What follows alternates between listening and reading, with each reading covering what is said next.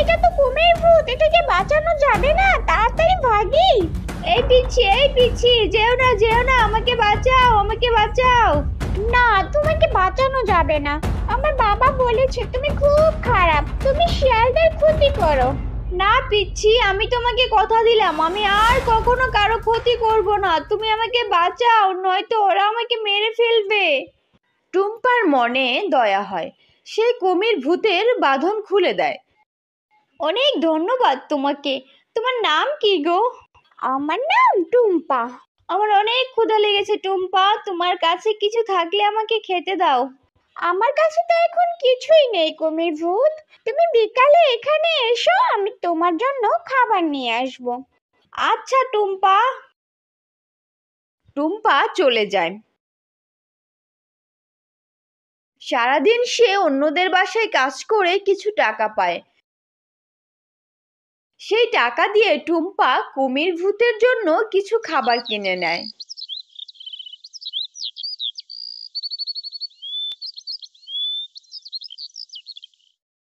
কুমির ভূত কোথায় তুমি? এদিকে আসো, আমি তোমার জন্য খাবার নিয়ে এসেছি। দাও টুম্পা, তাড়াতাড়ি আমাকে খাবার দাও, আমি আর ক্ষুধা সহ্য করতে পারছি না। এই নাও। আচ্ছা টুম্পা, তোমাকে একটা কথা বলি। কুমির ভূত বলো, কি বলবে? তোমাদের গ্রামে কি কোনো মা-মরা মেয়ে আছে? মা-মরা মেয়ে? আমি তো সেই মা-মরা মেয়ে, কিন্তু কুমির ভূত আমার কথা জিজ্ঞাসা করছে কেন? না, একে বলার আগে আমাকে বাবার কাছে জিজ্ঞেস করতে হবে। আমার তো জানা নেই কুমির ভূত, কিন্তু তুমি মা-মরা মেয়েদের কি করবে? তা আমি তোমাকে পরে বলবো টুম্পা, তুমি একটু খবর নিয়ে আমাকে জানাবে, ঠিক আছে? আচ্ছা কুমির ভূত। টুম্পা বাসায় চলে যায়। কুমির ভূত পানির নিচে চলে যায়। বাবা জানো, আজ আমি কুমির ভূতকে বাঁচিয়েছি। কি বলিস টুম্পা, তুই কেন কুমির ভূতকে বাঁচিয়েছিস? ও তো আমাদের গ্রামের অনেক ক্ষতি করবে। না বাবা, ও অনেক ভালো। না টুম্পা, ও ভালোর অভিনয় করছে, তুই ওইখানে যাস নে মা। আচ্ছা বাবা, কুমির ভূত কেন মা-মরা মেয়ে খুঁজছে, তুমি কি কিছু জানো? তুই কি বলে দিয়েছিস যে তুই সে মামরা মেয়ে? না বাবা, আমি কিছুই বলিনি। ভুলেও বলিস না টুম্পা, তাহলে ও তোকে মেরে ফেলবে। না বাবা, কুমির ভূত আমাকে কেন মারবে, আমি তো ওর জীবন বাঁচিয়েছি। তুই অনেক ছোট টুম্পা, তাই তুই এইসব বুঝবি না মা। পরের দিন সকালে টুম্পা সেই পুকুর পাড়ে আসে। কুমির ভূত এইদিকে আসো। কি হয়েছে টুম্পা? তুমি যে মা-মরা মেয়ে খুঁজছো, আমি তার সন্ধান নিয়ে এসেছি। সত্যি টুম্পা, সত্যি তুমি সেই মা-মরা মেয়ের খোঁজ নিয়ে এসেছো? হ্যাঁ, কিন্তু তার আগে তুমি আমাকে বলো, কেন তুমি মা-মরা মেয়ে খুঁজছো? তাহলে শোনো টুম্পা। খাবো খাবো, ইলিশও খাবো, ওই ব্যাটার ঘাড়ও মটকিয়ে খাবো। আমি হলাম ফকির কালাচান, তুই এসেছিস আমার ইলিশ মাছ খেতে। ও বাঁচাও বাঁচাও! যা, তোকে আমি কুমির বানিয়ে দিলাম, এখন থেকে তুই ওই ডুবার মধ্যেই থাকবি, যা। উপায়টি হলো এক নিষ্পাপ মা-মরা শিয়ালের বাচ্চার মাথা খেতে হবে তোকে, তাহলে তুই আগের মতো হয়ে যাবি।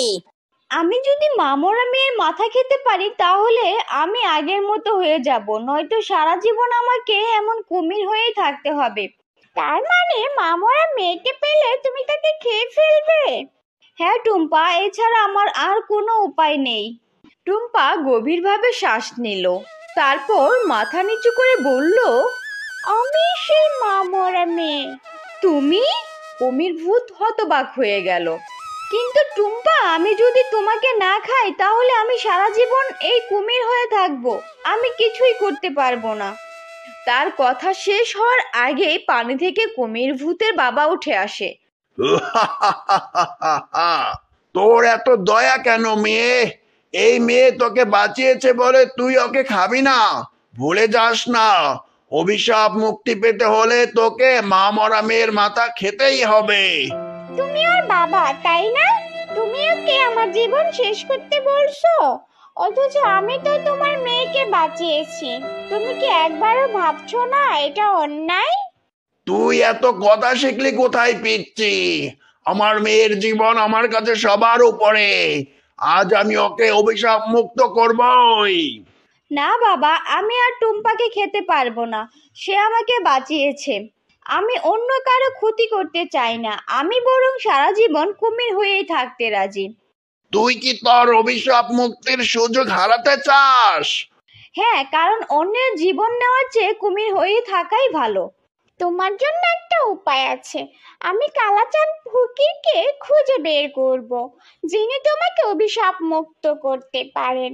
তবে শর্ত একটাই, তুমি আর কখনো কারো ক্ষতি করবে না। তুমি আমার জন্য এতটা করবে? আমি প্রতিজ্ঞা করছি, আমি আর কখনো কারো ক্ষতি করব না। ফকিরকে খুঁজে বের করা এত সহজ কাজ নয়। তুই কি জানিস সে কতটা ভয়ানক? জানি না, তবে আমি চেষ্টা করব, কারণ সবার দ্বিতীয়বার সুযোগ পাওয়া উচিত। অনেক জিজ্ঞাসার পর টুম্পা জানতে পারলো কালাচান ফকির এক দূর পাহাড়ের কাছে থাকেন। অনেক কষ্ট, ভয় আর বাধা পেরিয়ে টুম্পা ফকিরের কাছে পৌঁছালো। তুই এত দূরে এসেছিস কেন পিচ্ছি মেয়ে? তোমার তৈরি করা অভিশাপ মুক্তির উপায় আমি জানতে এসেছি। তুমি কুমির ভূতকে আগের মতো করে দাও, সে আর কারো ক্ষতি করবে না। তুই এতটুকু মেয়ে এত বড় ঝুঁকি নিলি কেন? কারণ আমি বিশ্বাস করি সবারই একটা সুযোগ পাওয়া উচিত। তোর দয়া আর সাহস আমাকে মুগ্ধ করেছে। চল তোর কুমির বন্ধুকে মুক্ত করে দেই। ফকির এসে কুমির ভূতের সামনে পানি ছিটালো। পানি ছুঁতেই কুমির ভূতের শরীর থেকে ঝলক বের হলো, আর ধীরে ধীরে সে ফিরে পেল তার আগের রূপ। কুমির ভূত আনন্দে কাঁদতে কাঁদতে বলল, টুম্পা, তুমি আমার জীবনের সবচেয়ে বড় বন্ধু। তুমি আমার জন্য যা যা করেছো তা আমি কোনো দিনও ভুলবো না। গ্রামে ফিরে টুম্পা তার কাজ চালিয়ে যেতে লাগলো।